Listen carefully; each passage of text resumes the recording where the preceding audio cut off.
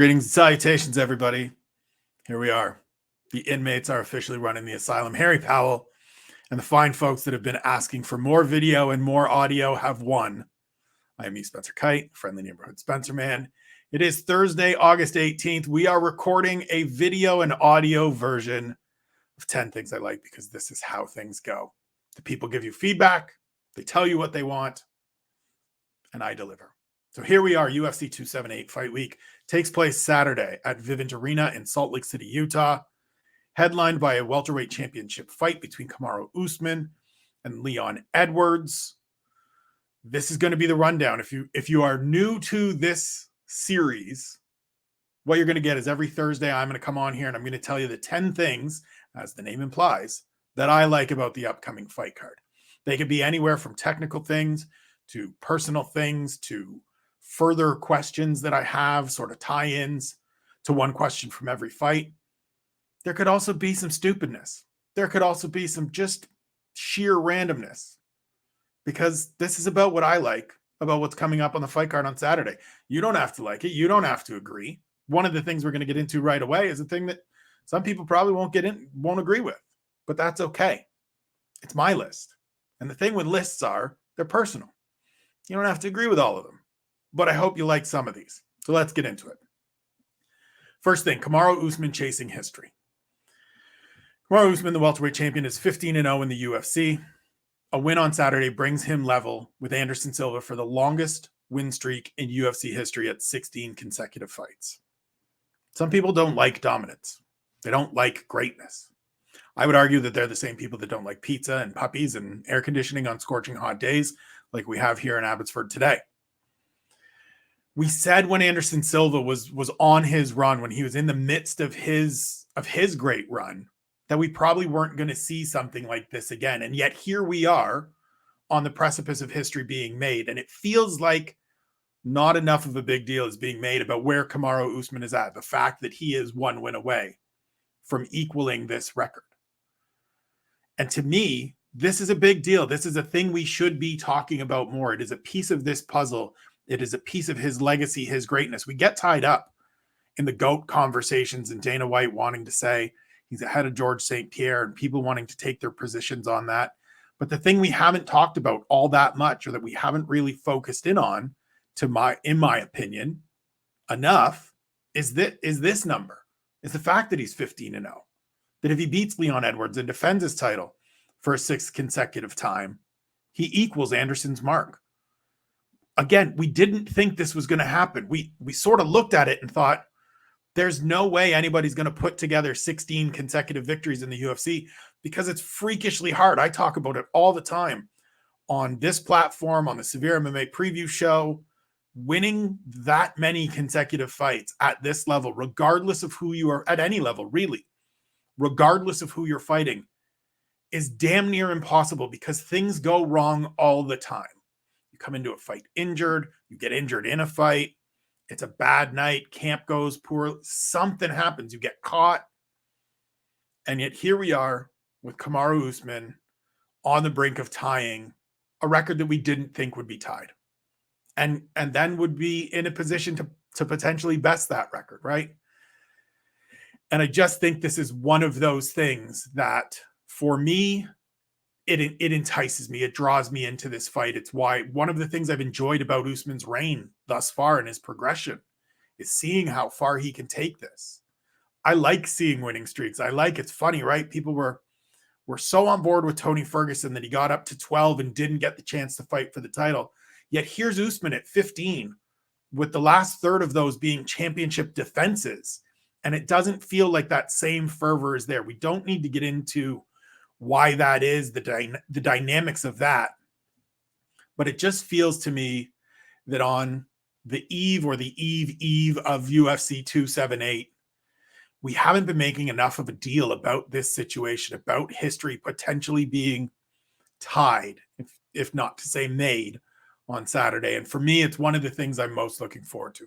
Seeing if Usman can match that record. I think it's really special, and it's something that I don't take for granted at all.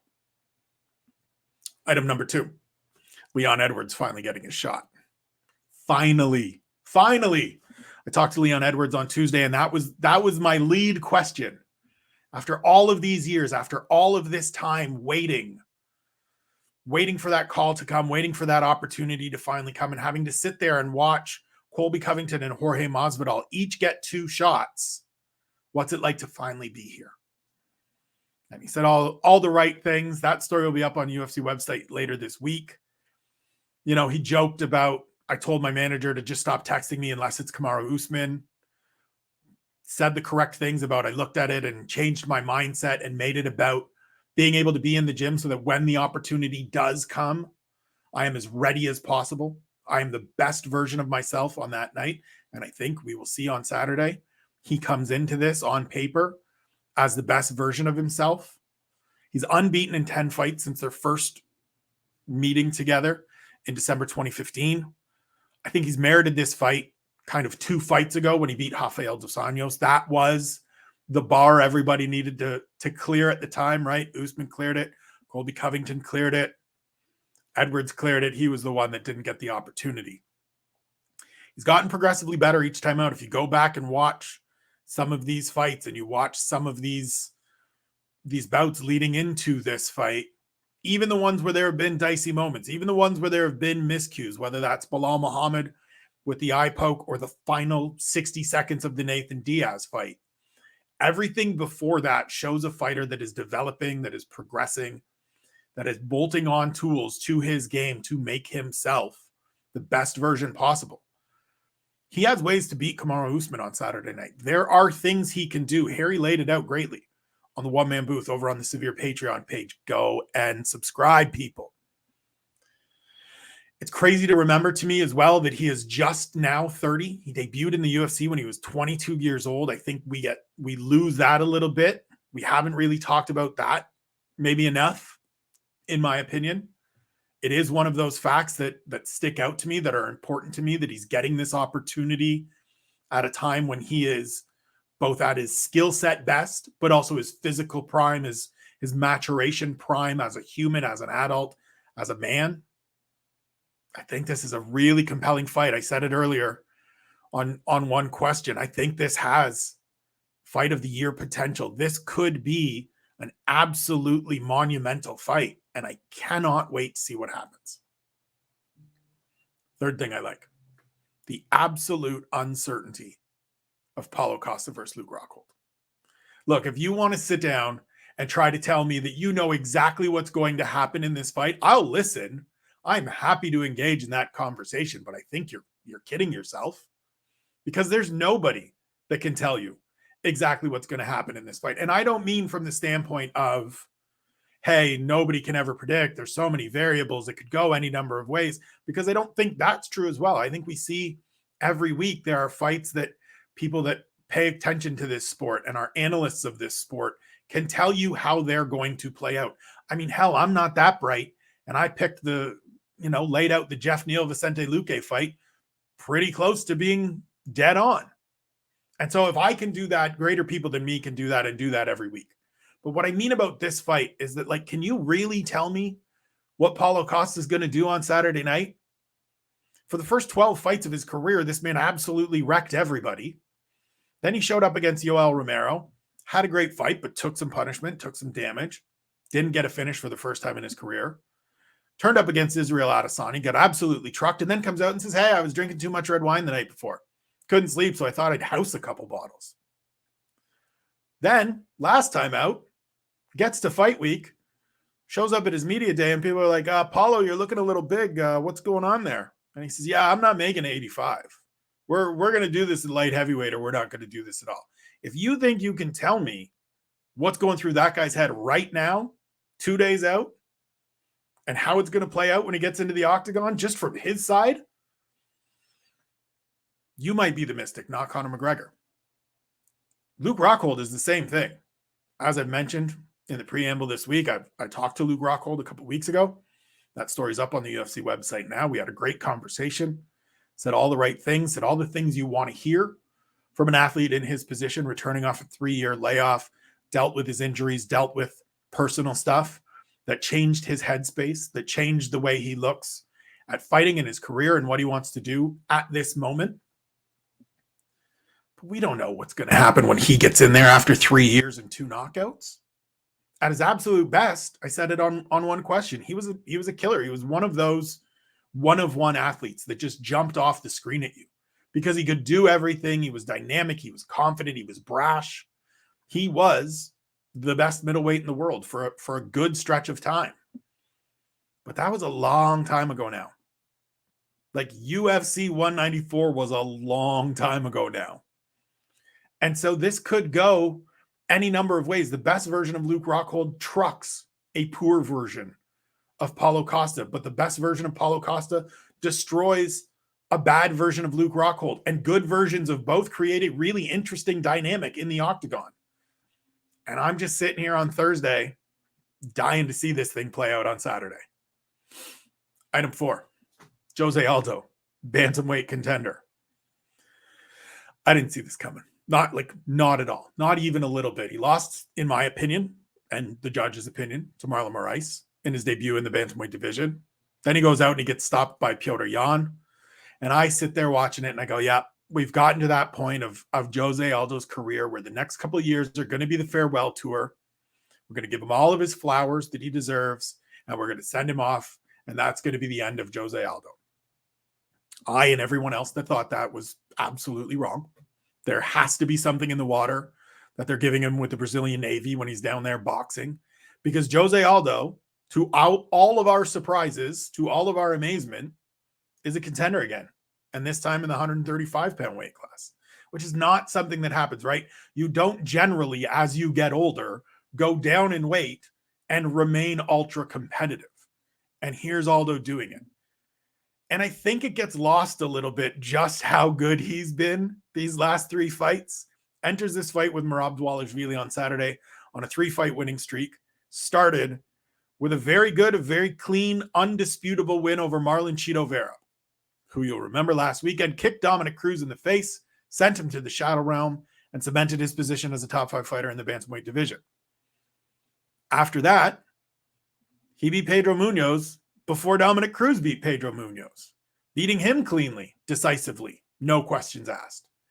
And then he did the same thing to Rob Font before Marlon Vera did the same thing to Rob Font. And here we are, inexplicably. If he beats Merab Dvalishvili on Saturday, Jose Aldo is on the short list of bantamweight title challengers. And at the start of this run, or after that fight with Petr Yan, if you told me 2 years from now, this is where we'll be, I'd have called you crazy. And I would owe you an apology. Item number 5, Alexandr Romanov's entrance exam. As I said on one question, my question was, what kind of heavyweight is he going to be? I think we find out a little bit of that on Saturday. I love this fight with Marcin Tybura. It is the right opportunity for a guy that's 5-0 in the UFC and undefeated overall. He's beaten a bunch of low-end heavyweights. We don't need to go through the middle-tier fighters, the guys that are just outside of the top 15. And I say that with all due respect to a guy like Tanner Boser that he was supposed to fight earlier this year before Tanner got hurt and wasn't able to compete, turned into Romanov absolutely trucking Chase Sherman. I don't need to see those fights right now. We can skip those at heavyweight. This is one of those divisions where you can move through that and just get me into a fight with a guy like Tybura, who's a divisional stalwart. Yes, he's only 9-7 in the UFC, but he's fought good competition. He's beaten guys like this, the guys that maybe shouldn't be in the top 10, maybe aren't yet ready to get to this level in the past. And that's what makes him the right test for Romanov. He looks to be in even better shape this time too. I know that sounds weird to say about fighters, but if you go and look at the first few fights of Alexandr Romanov's UFC career, and then you look at the Chase Sherman fight and you check out Embedded, he looks even more tucked up. He looks even more spelt. And I got to reach out and find out how he did it, because I'd like to follow the game plan. Now I'm a little bit older, probably got a little less athleticism, and that's an understatement. And drive, all those things. Give a brother some ideas. Item 6, Pedro quick return. Whenever someone's been off for a bunch of years and had terrible injury luck and things like that, it's always nice to see them come back and be able to compete regularly. And that's what we're getting with Tyson Pedro. He went 3 years and 4 months between fights, and now he's back 4 months later. He's being given a bit of a slower road and an easier road. And I say that with all due respect to Ike Villanueva and Harry Hunsucker. Sorry, boys, but you are not light heavyweight litmus tests. You are not divisional stalwarts. You are, let's just see if this guy's still got something fighters. And I'm okay with that. Tyson Pedro doesn't need to be hustled into the thick of things in the light heavyweight division right now. Not off after that long of a time away. Let him come in and get reacclimated. Let's see if he can stay healthy. Let's see if he can put together a couple of strong performances to start moving forward, to get him to that point where he gets back into facing top 15 talent. And I think this is probably the last one that he needs before he gets there, right? He's a guy that fought Khalil Roundtree and Paul Craig and Ovint St. Preux and Shogun Hua, back in the day, before all of the injuries. So he's certainly someone the UFC saw promise in, saw upside in, that showed some potential. So we'll get back there. I think we will get back there if he can stay healthy and he can keep putting together these victories. But it's just right now nice to see him making a 4-month turnaround and competing for a second time this year after so many years away. He's still only 30. There's lots of time for him to go on his run, to go on sort of that stretch that maybe carries him into the top 10 or the top 5. And we see the best version of him. But it doesn't have to be right out of the gate. And so I'm just happy that Tyson's back this weekend, gets an opportunity to compete again, gets an opportunity to showcase his skills, and we get a chance to watch it on Saturday.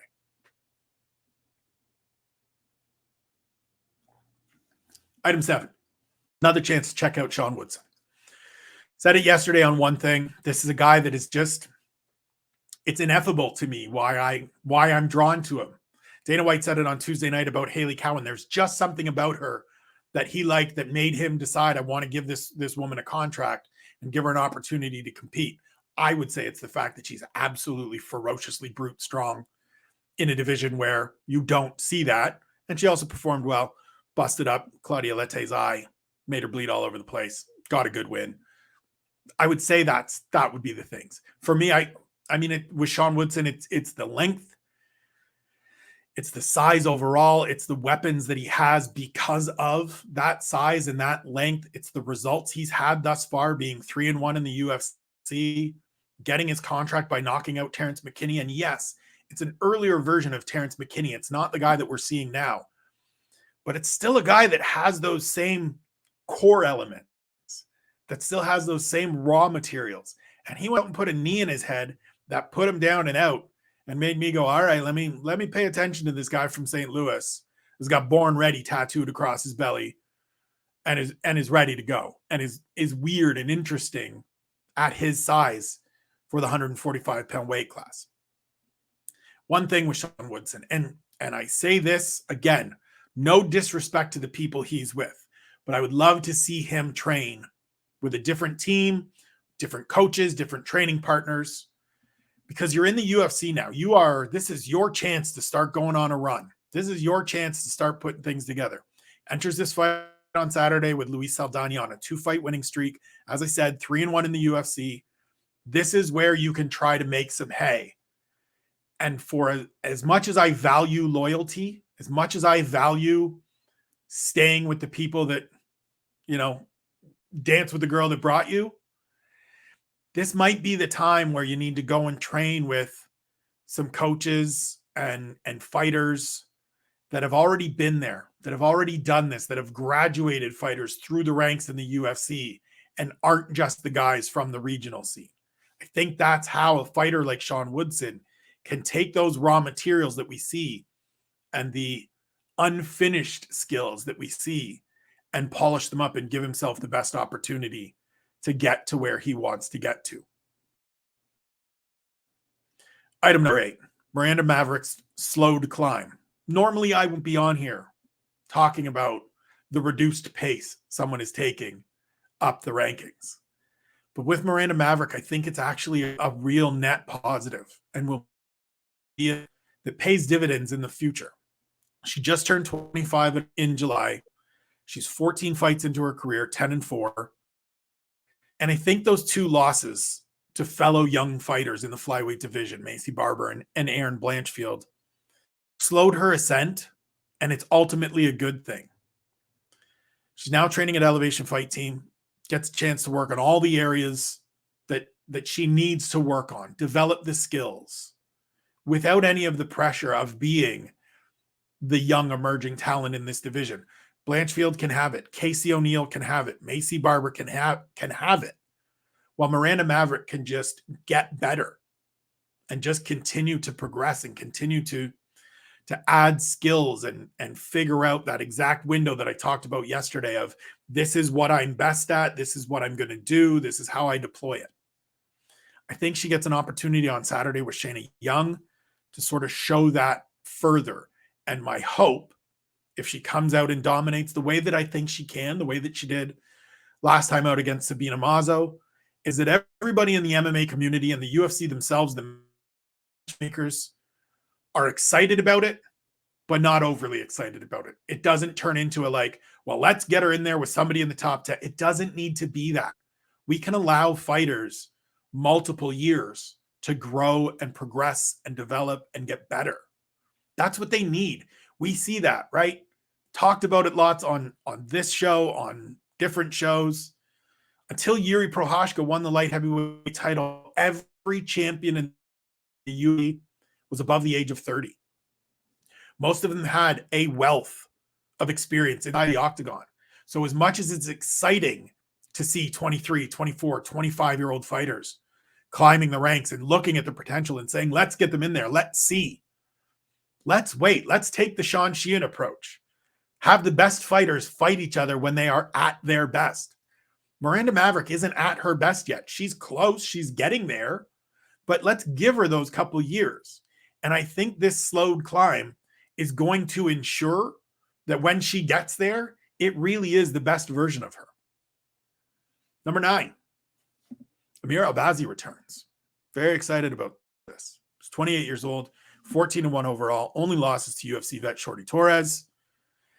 He's a guy that's brimming with confidence. He's 2-0 in the UFC. He's got some swagger. He trains with the Basharat brothers, who are very, very good. Shouts to Harry for big upping Javid and Farid Basharat.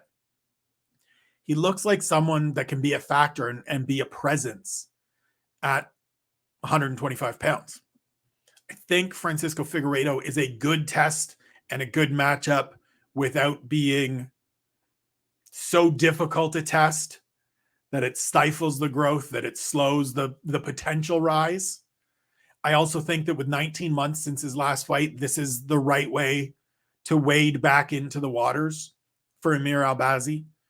He enters this fight ranked number 11 in the flyweight division, and I think as much as the UFC could have booked him against another top 10, top 15 fighter, I know we had some beef with Tim Elliott. They could have made that fight happen. I think this is better because similar to Miranda Maverick, there's not a real need to rush this yet. Things at the top of the flyweight division are a little bit convoluted. We have a champion, Davison Figueiredo. We have an interim champion in Brandon Moreno.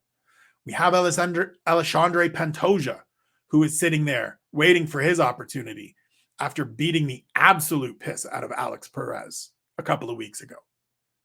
We still have Kai Kara-France and Askar Askarov and Brandon Royval and a bunch of people that are all sitting there sort of waiting to figure out how this is all going to play out and how everything is going to line up. And so there's no need to hustle Albazi into that to then pull him back and hold him off. It's a good fight. It's a good opportunity to get another look at the Prince, see where he goes, figure out where that floor sits, get another read at potentially where the ceiling may rest, and just see him get back in there, right? 19 months off. There's going to be rust. Sorry, Dom Cruz. It's a real thing. And let's just see. Let's just get him out there. I'm happy to see him back. I'm excited to see him back because I think this could be both an exciting performance on Saturday early in the card and a harbinger of things to come for Amir Albazi. Number 10, last one. The Mongolian murderer returns. Look, I'm a simple man with simple likes. You give me a guy named the Mongolian murderer, goes out there, tries to murder people, I'm in. I'm excited. I want to see him every single time. I don't care if he doesn't progress anywhere up the rankings. And it's just always against fighters in the lower third of the bantamweight division. I am going to be excited to watch a Ricky Ling fight each and every time because he tries to murder people. And as much as I want to get on here and talk about all the technical things that I like and all the narrative things that I like and all the personal storyline things that I like, I also like just watching people try to murder each other every Saturday. Now, I also think that Ricky Ling has some promise in the bantamweight division. As I said yesterday, is this a guy we're going to have to start watching, paying attention to, seeing if he can climb the ranks and join the massive talent in the bantamweight division? Maybe. Don't necessarily think this fight with Jay Perrin is going to answer that question from yesterday. But he's going to go out there and try to murder him early in the fight card, second fight of the night. And that's really exciting. That's a thing I like. That's a thing I'm looking forward to on Saturday. And that's what this is. These are the things I like, the 10 things I like. And so every Thursday going forward, provided, cameras and I'm not on vacation. I shouldn't say every Thursday going forward, because in a couple of weeks, I'm actually taking a vacation. I am taking a full 10 days, not doing any work for the first time in 12 years. So there won't be one of these while I'm in Newfoundland because the internet will be even shoddier than it is right now. And I don't want to be pulling out the laptop while my family wants to go hiking or visit family or do whatever we're going to do. So there will be a break. But for the most part, just as every Monday is the podcast, every Tuesday is Fighter to Watch, Wednesday is One Question, Thursdays will be right here for 10 things. Hope you enjoy it. I hope you're back for it. Let me know what you think. As I said off the top, the inmates are running the asylum. Your comments, your thoughts, your push to do more of this has led me to do more of this, and I enjoy it. I like it. It's quicker than sitting down and writing 2,000 words. So that's it for UFC 278. We'll be back next week. No, we won't be back next week. No fights next week. Again, going to have to force Harry to come on and just talk to me for 30 minutes to fill this space because he's producing behind the scenes anyway. So we'll just bring him out on camera, even if we just talk about his dog. Enjoy it. Let me know what you think. Get hyped for UFC 278. I think this is going to be a really entertaining card. I think this is going to produce some entertaining fights, some good finishes, some fun times on Saturday. I can't wait for it. I will see you on Twitter on Saturday. I'll see you back here tomorrow for the Punch Drunk predictions and betting picks. Appreciate you all. Have a good rest of the week. See you Saturday.